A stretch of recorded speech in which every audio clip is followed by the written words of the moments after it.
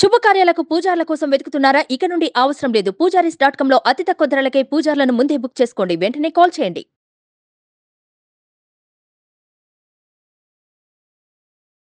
నమస్తే, welcome to Suman TV. నేను మీ యామ్ని.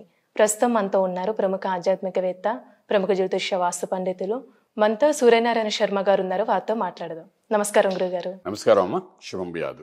గురుగారు, ఈ 2024 సంవత్సరంలో అసలు మకర రాశి వారికి అంటే ఏ విధంగా ఉంటుంది? మకర రాశి వారి దగ్గరికి వచ్చినప్పుడు మకరం అంటే మీకు తెలిసిందే, అందులోని ఉన్న నక్షత్రాలు సంగతి ఎలాగున్నా ఒక పట్టులాగా ఉంటారు వాళ్ళు. అంటే నష్టమైన కష్టమైన పట్టిన పట్టు వదలరు. ఒకసారి నిర్ణయం తీసుకున్నారంటే అందులో అనుకుంటారు. అందరూ చెప్తుంటే అది ఏమో నష్టం ఉందని, అయినా నేను అనుకున్నాను కాబట్టి నేను చేస్తానంటారు. అందులో నుండి ఏదో మంచి తీయాలని ప్రయత్నం చేస్తారు. ఈ మకర రాశి తత్వమే అలాగ ఉంటుంది మేడం, మొండిగా ఉంటారు వాళ్ళు. సో అటువంటి వాళ్ళకి ఏళ్ళనాటి శని 3rd స్టేజ్ నడుస్తుంది. నెత్తి మీద పక్కకి శనీశ్వరుడు వెళ్ళాడు, కుటుంబ స్థానంలో ఉన్నాడు. కుటుంబ పరంగా కొన్ని ఇబ్బందులు, వాక్పరంగా కొన్ని ఇబ్బందులు, అలాగే ధనపరంగా కొన్ని ఇబ్బందులు 50-50గా. అలాగే మనకు చదివే ఉద్యోగ రీత్యా కూడా కొంత ఇబ్బంది, చిన్నవన్నీ తీసుకొని వస్తాడు. అలాగే తృతీయంలో రాహు ఉన్నాడు. రాహు ఏం చెప్తాడంటే ధైర్యంగా ఒక అడుగు ముందుకే నేను ఉన్నాను కదా అని చెప్పి ధైర్య సాహస లక్ష్మి అంటాడు వాడు. సో 2nd హౌస్లోనే కన్ఫ్యూజన్ ఉంటాడు వీళ్ళు. 3rd హౌస్ వస్తే ధైర్యంగా అడుగు వేయాలనుకుంటారు. అడుగు వేయనీయకుండా శనీశ్వరుడు ముందు ఆపుతుంటాడు. అలాగే చతుర్థంలో మనకు గురుడు ఉన్నాడు.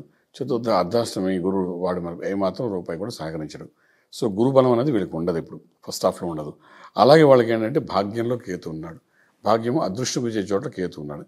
కేతు కొంత రాహు కంటే బెటర్, అదృష్టం ఇచ్చే చోటు ఉన్నాడు. కాబట్టి వీళ్ళు గణపతి ఆరాధన చేస్తే కొంత లక్ ఫేవరింగ్ జరగడానికి అవకాశం ఉంటుందన్నమాట వీళ్ళకి. ఓకే. అలాగే లాభస్థానంలో ప్రస్తుతానికి జనవరి 1st చూస్తే బుధుడు ప్లస్ శుక్రుడు ఉన్నాడు. అలాగే ఖర్చు పెట్టే స్థలంలో చూస్తే 3 గ్రహాలకు వచ్చినాయి, 2 గ్రహాలు. 1 రవి, 2 కుజుడు, 2 అగ్నితత్వం గ్రహాలు. అంటే సంవత్సరం ఆరంభంలోనే విపరీతమైన ఖర్చు కనబడుతుంది వీళ్ళకి. ఆరంభం అంటే ఫస్ట్ 1 మంత్లోనే దేని ఖర్చు పెడతో తెలియదు. ముందు శని, వెనకాల రవి ఉన్నారు. ముందు చూస్తే నుయ్య, వెనక చూస్తే గొయ్యలాగా ఉండేది వాళ్ళకి పరిస్థితి, ఎవరు మకరం వాళ్ళకి. సో అది అప్పటికప్పుడు ఖర్చు పెట్టాలనిపిస్తుంది. తర్వాత ఎందుకు ఖర్చు పెట్టానా ఫీలింగ్ వస్తుంది. మొత్తానికి ఖర్చు అయిపోతుంది వాళ్ళకి. వాళ్ళ ద్వారా ఖర్చు అవుతుంది, లేదా వాళ్ళ అమ్మా నాన్నగారి ద్వారా ఖర్చు పెట్టిస్తారు వాళ్ళు. ఏదో రకం ఖర్చు అకౌంట్ మాత్రం వాళ్ళ అకౌంట్లో పడుతుంది. వాళ్ళు సంపాదించకపోతే అప్పు చేసినా ఖర్చు పెట్టేస్తారు.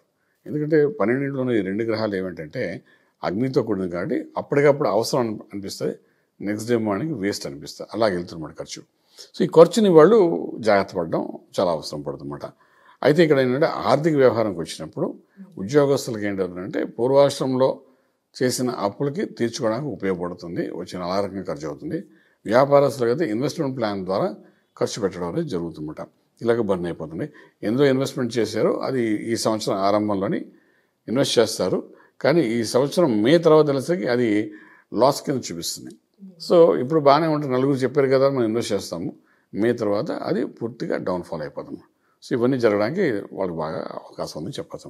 గురుగారు, ఇప్పుడు ఈ మకర రాశి వారికి వివాహ ప్రయత్నాలు చేస్తున్న వాళ్ళకి ఇయర్లో అసలు ఏ విధంగా ఉంటుందండి? 2024 మనకు మే 1 వరకు గురుబలం ఉండదండి. సో మే 1 తర్వాత వృషభంలోకి ఎప్పుడైతే గురుడు ప్రవేశిస్తాడో ఇంకా అక్కడ నుండి వివాహ ప్రయత్నాలకి బాగుంటుంది, ఉపనయన సంస్కారాలు బాగుంటాయి, అలాగే గృహప్రవేశాలు బాగుంటాయి, శంకుస్థాపన బాగుంటాయి, అలాగే భూమి పూజలు చేసుకోవచ్చు, శుభవార్తలు వింటారు. అన్ని రకాలుగా పాజిటివ్ ఎనర్జీ మే 1 నుండి మొదలవుతుంది వీళ్ళకి. మే 1 నుండి ఏదైతే మొదలవుతుందో అది ఇయర్ ఎండింగ్ వరకు ఉంటుంది వాళ్ళకి. సో భయపడక. సో ఏదో ఫస్ట్ హాఫ్లో వివాహ వ్యవస్థ కోసం చేసే ప్రయత్నాలకు కొంచెం కంట్రోల్ చేసుకోగలిగితే మీకు సెకండ్ హాఫ్ చాలా బాగుంటుంది చెప్పచ్చు మేడం. అసలు ఆరోగ్యం పరంగా ఈ రాశి వారికి ఇయర్ మొత్తం అసలు ఏ విధంగా ఉంటుందండి? ఆరోగ్యం అనేసి 6వ స్థానం చూస్తామండి. ఇక్కడ 6వ స్థానం అధిపతి బుధుడు ఉన్నామట.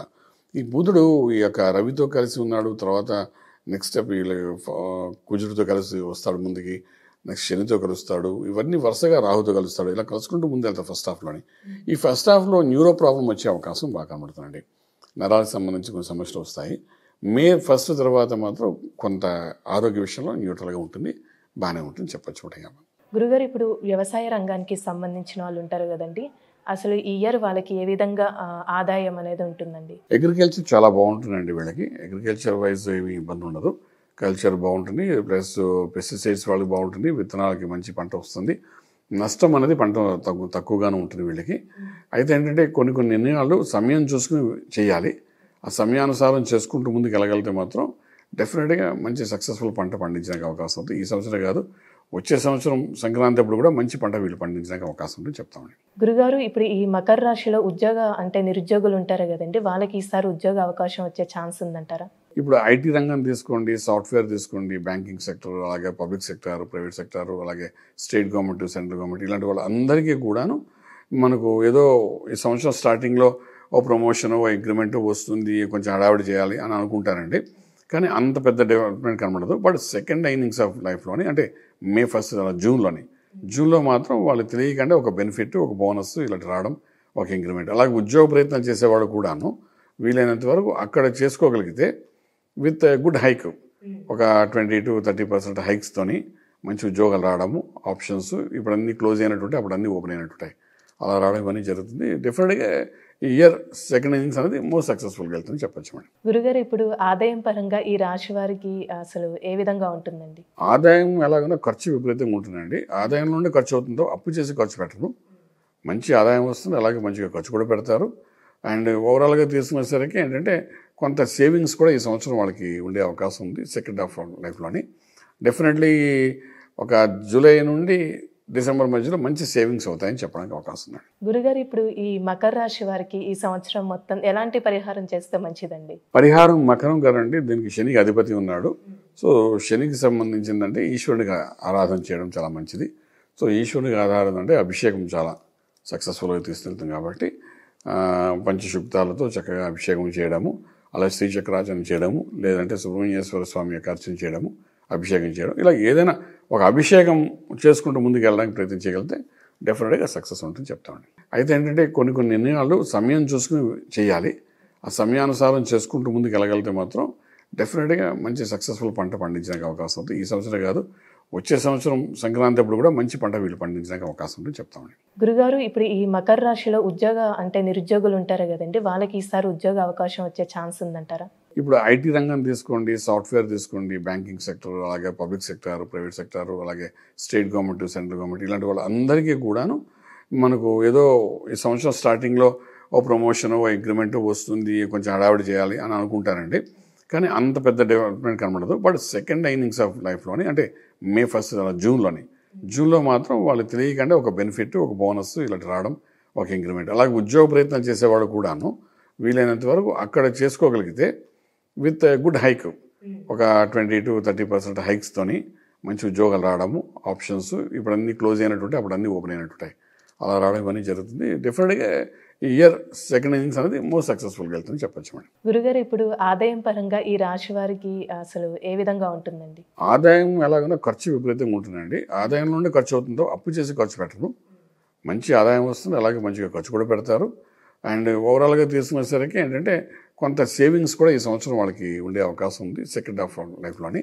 డెఫినెట్లీ ఒక జూలై నుండి డిసెంబర్ మధ్యలో మంచి సేవింగ్స్ అవుతాయని చెప్పడానికి అవకాశం ఉంది. గురుగారు ఇప్పుడు ఈ మకర రాశి వారికి ఈ సంవత్సరం మొత్తం ఎలాంటి పరిహారం చేస్తే మంచిదండి? పరిహారం మకరం కదండి, దీనికి శనికి అధిపతి ఉన్నాడు.